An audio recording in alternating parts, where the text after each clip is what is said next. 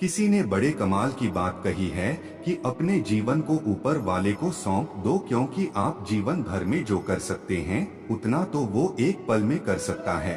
तभी एक चिड़िया उड़ती उड़ती आई और भगवान श्री कृष्ण के पास आकर के बोली कि भगवान, मुझसे क्या गलती हो गई, मेरी दुनिया आपने उजाड़ दी। यहाँ युद्ध भूमि को तैयार किया जा रहा है, पेड़ों को गिराया जा रहा है, एक हाथी ने आकर के मेरा पेड़ गिरा दिया, मेरा घोंसला उस पर था, वो घोंसला गिर करके जमीन पर आ गया, उसमें नन्हे नन्हे बच्चे हैं, हमारी जान बचा लीजिए। भगवान, अब सब कुछ आपके हवाले है। भगवान श्री कृष्ण ने कहा कि मैं इसमें क्या कर सकता हूँ, मैं तुम्हारी मदद नहीं कर सकता, यह तो नीति का पहिया है, समय का पहिया घूमता चला जाता है, इसमें मैं क्या कर सकता हूँ बताओ। वो चिड़िया रुआंसी होकर के बोली कि भगवान, मुझे बस एक इजाजत दे दीजिए। भगवान ने कहा कि बोलो, क्या पूछना है, क्या इजाजत चाहिए। तो उस चिड़िया ने कहा कि भगवान, मैं आप पर विश्वास तो कर सकती हूँ ना। भगवान ने हाँ भरी।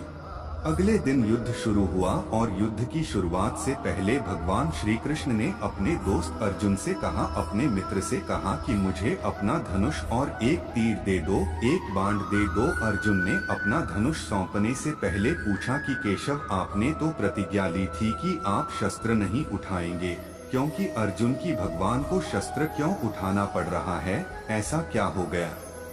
तो भगवान श्री कृष्ण ने कहा कि उस सामने हाथी देख रहे हो, उस हाथी ने उस चिड़िया का घोंसला गिराया, उस पेड़ को नष्ट कर दिया जिस पर उस चिड़िया का घोंसला था, मुझे कुछ तो करना पड़ेगा। अर्जुन समझ गया भगवान श्री कृष्ण ने वो धनुष लिया है, एक तीर छोड़ा, लेकिन ये क्या, वो तीर जा करके हाथी को लगा ही नहीं, उसके गले में घंटी लटकी थी, उस पर जाकर के लगा और वो घंटी नीचे जमीन पर गिर गई। अर्जुन हंसने लगा और कहने लगा कि माधव, आपसे नहीं हो पाया, मुझे मौका दीजिए, 1 मिनट, मैं उस हाथी को नष्ट कर दूंगा, खत्म कर दूंगा।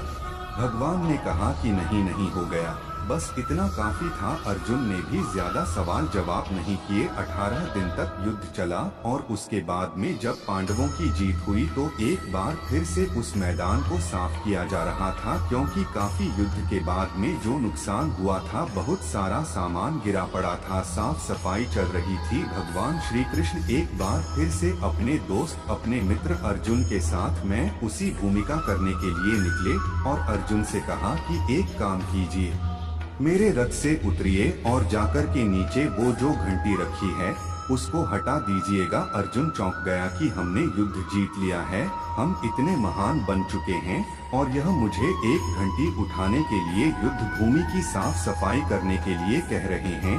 लेकिन जानता था भगवान है, कुछ भी कह सकते हैं। रथ से नीचे उतरा, जाकर के उस घंटी को उठाया, साइड किया और जैसे ही उस घंटी को उठाया वैसे ही उसके नीचे से नन्हे नन्हे बच्चे चिड़िया के फड़फड़ाते हुए उड़ान भर ली, उन्होंने उड़ गए।